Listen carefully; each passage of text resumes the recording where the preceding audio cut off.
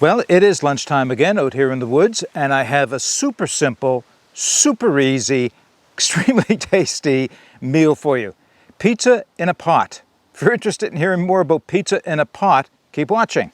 So where did the idea come for pizza in a pot? Well, it came from an old YouTube video that I had watched many years ago, in fact, and rewatched recently because I was looking for some recipes of things that were low carb or keto in nature that I can make out in the woods. And I came across this video, as I mentioned, I had watched before, and it's from a channel that I'm still subscribed to, although they're not producing any videos anymore, and that is known as Savage Citizen. And the person on the channel is Joe Mobley. Before the channel was Savage Citizen, it was known as Feral Woodcraft, and I watched his videos all the time. Joe did some amazing stuff. I wish he would come back and do some more. But he did a number of cooking videos involving some very simple ingredients put together very easily for a quick lunch in the wood. And this one was one of his low carb versions. So that's what I want to share with you. So what we'll do is I'll take it down to my prep surface. I'll show you what's involved in putting this together. I'll talk about the differences between what I'm doing and what Joe did. And then we'll get it on the fire and we'll cook it up. So I think it's going to take almost as long to tell you about the recipe as it is to cook it. That's how quick and fast it is. So basically all you need is a pot of some type. This is my Open Country 2-liter pot, I think it is. I'm glad I picked one of these up before the Open Country went out of business, because this is a hard anodized pot of the highest quality, yet still very lightweight. So that's what I'm going to be cooking everything in. You could do it in any pot at all. You could do this in a pan. You don't have to do it in a pot, but I'll show you why I'm doing it in a pot in a minute. So all that's involved is using some pizza toppings that you might normally have for any pizza you'd make at home. In this case, I have a, boy, the onion is strong in this. I have exactly that. I have some chopped up onion, some chopped up red and green peppers, and I have some chorizo sausage and some locally made pepperoni, which we love here. It's called Brothers Pepperoni. All I'm going to do is put some oil, or in this case ghee, in the bottom of my pot. Throw all of that in on top of the hot oil. I'm going to stir it around for a little while until all the vegetables become somewhat translucent. And then the secret ingredient, pizza sauce. I mean, that's it. This is a pizza sauce, Primo pizza sauce. I picked it up in the squeeze container rather than in the small can because I won't use near all of this, of course. I have done this with tomato paste, and I'm working on dehydrating some tomato sauces that I can come out here and do this completely from a dehydrated state. But right now, I'm still using fresh ingredients. And of course, you can't have pizza without cheese. So I have mozzarella and Parmesan all shredded up and ready to go. How much pizza sauce you want to put in is entirely up to you. I like to put in enough to kind of float everything inside of the pot, but that's about all. I don't need a lot. Now, in Joe's recipe, Joe starts very much the same way with sausage and pepperoni, I think salami and his vegetables, fries them up in his pot. Then he adds a can of condensed tomato soup to the pot and half a can of water. So his is more of a soup or a stew even than it is a pizza. Now he throws a couple breadsticks in just because. What's a pizza without bread in it? No crust in this one. I will do a baked pizza at some point, a low-carb baked pizza at some point, but for now, this is going to be just what you see. The vegetables, the meats, and cheese with some tomato sauce. So let's get this on top of the wood stove and we'll get it started. Like I said, it's probably going to took longer to talk about it than it is to actually make it. All right, I wanted the fire to die down just a little bit here in my titanium Bushbox XL from Bushcraft Essentials, because I don't need a lot of heat, don't want to burn anything. Put my pot on top and very quickly get some ghee into it. Probably a tablespoon, maybe a little bit more. A little bit more. Ghee is such a great thing to cook, and I know I say this often, but ghee is such a great thing to cook in because not only is it flavorful, it has a high smoke point, higher than any of the other oils, and is good for you. Clarified butter. So that's starting to heat up. I may have to add a stick now and then just to keep a little bit of flame going in the stove. I just don't want it too hot. All right, and that's starting to melting it quickly. So once again, there it is. Pepperoni, some chorizo sausage, all going in along with the peppers and the onions. Get every bit of them in there. Now for the pot, because I'm using a pot and not a fry pan, I do have a pot holder that I can use to stir things around in with. And this is going to take a few minutes, obviously, for that to saute down a little bit to where the vegetables are all cooked. That's basically all you're doing, is just making everything soft in there with the heat. So I will let that go for a couple of minutes, keep stirring, and I'll bring it back when it's time to add the cheese. I don't know, maybe 7 or 8 minutes. Added two more pieces of wood, checked on it a few times. Doesn't take very long. Let's get the lid off. I think I'm going to end up having to leave the lid off for a period of time anyway, because last time I looked, there was quite a bit of moisture down inside. So you can see everything sauteing down. Yeah, there's a little bit of moisture inside. That's coming out of the vegetables. Nothing sticking, nothing burning, which is what I was hoping for. But what I can do right now is that steams off the little extra moisture, put in my pizza sauce. So once again, I'm using pizza sauce, literally from the store. Be careful if you're on a low-carb diet and you're trying to avoid sugar especially. Even this has a little bit of sugar in it, but for a very small amount, I think it is, I'm going to have to get my glasses on, I think it's 1 gram of sugar per half cup. Okay, so that's not bad. I won't use more than half a cup. I prefer to have a pizza sauce that has no sugar, but about the only way you're going to get that is make it yourself, which I have done and I will be doing again. But for this trip out, I just decided to buy some. How much? That much. That's how much I'm putting in. Not a lot. I'll mix that through, and I'm going to let that steam in. Of course, it has to warm up anyway.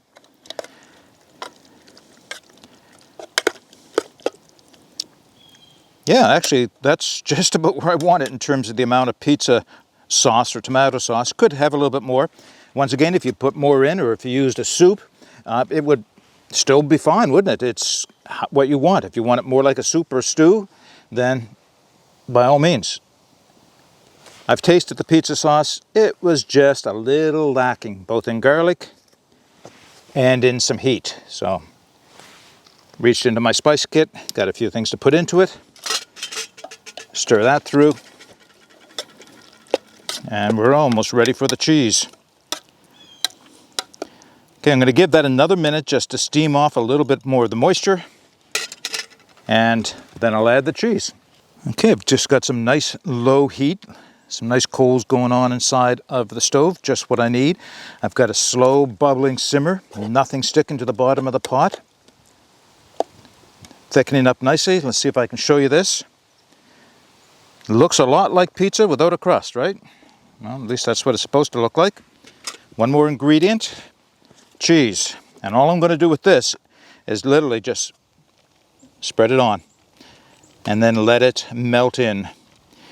It won't crust over like it does in an oven, but it will at least melt.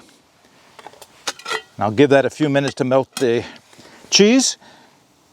And then it's time to take it off the stove, put it in a bowl, and give it a taste test. Oh, it's hot now. It is hot now. I don't know if you can see that. I got to put a glove down for put the pot on.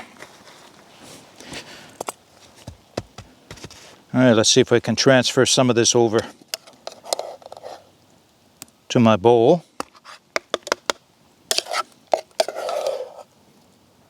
Cheese is all melty, gooey.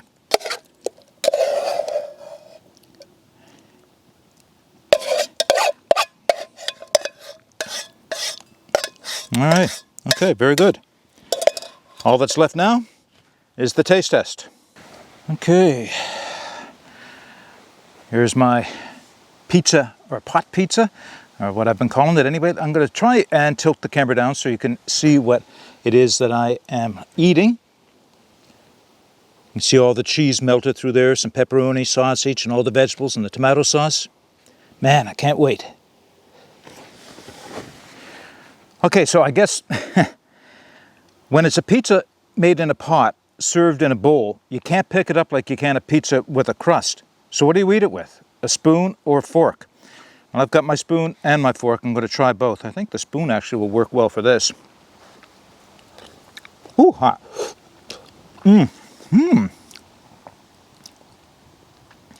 Wow, okay. Despite being hot, my first impression was, if you've got a brand new fresh pizza right out of the box from the pizza place, and you were to peel off some of the toppings and shove it in your mouth without taking the crust with it, that's what this is like. It's got that same cheesy goodness, the same oil that you would find on the top of a pizza crust, the spices, the meat, the vegetables, it's all there. It's all there. The only thing missing is the crust, honestly.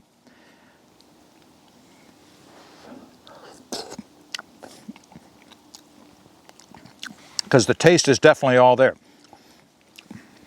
So why did I make it without a crust? Low carb, ketogenic version of a pizza. Yes, there's definitely a part of it. That's what I wanted. I wanted the meal that would fit those criteria. But more than that, how easy was that to make? Throw everything to a pan or a pot, stir it and cook it for a little while, throw your pizza sauce on, cover it with cheese, let it melt, serve. I mean, it doesn't get any easier than that. It really doesn't.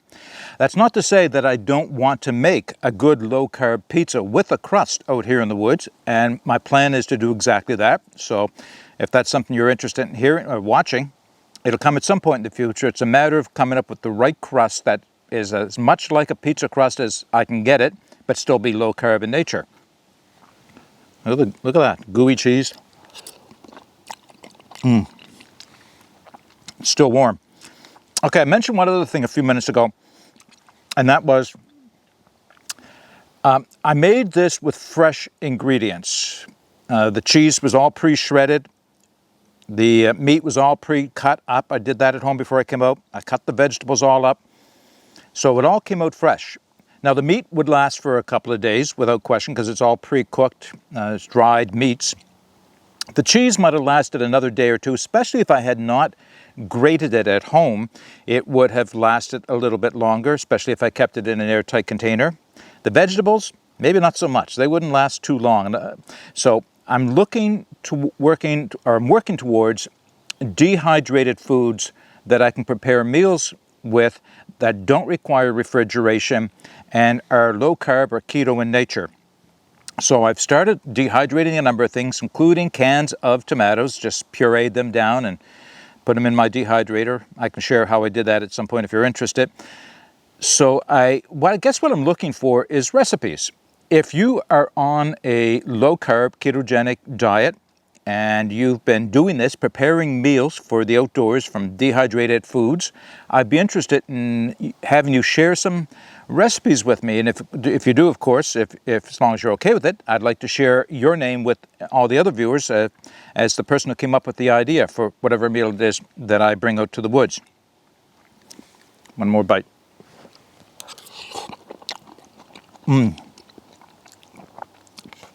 Thank you, Joe. I don't know if Joe watches my videos. I'd love to see, Joe, if you are watching, I'd love to see you make some videos again.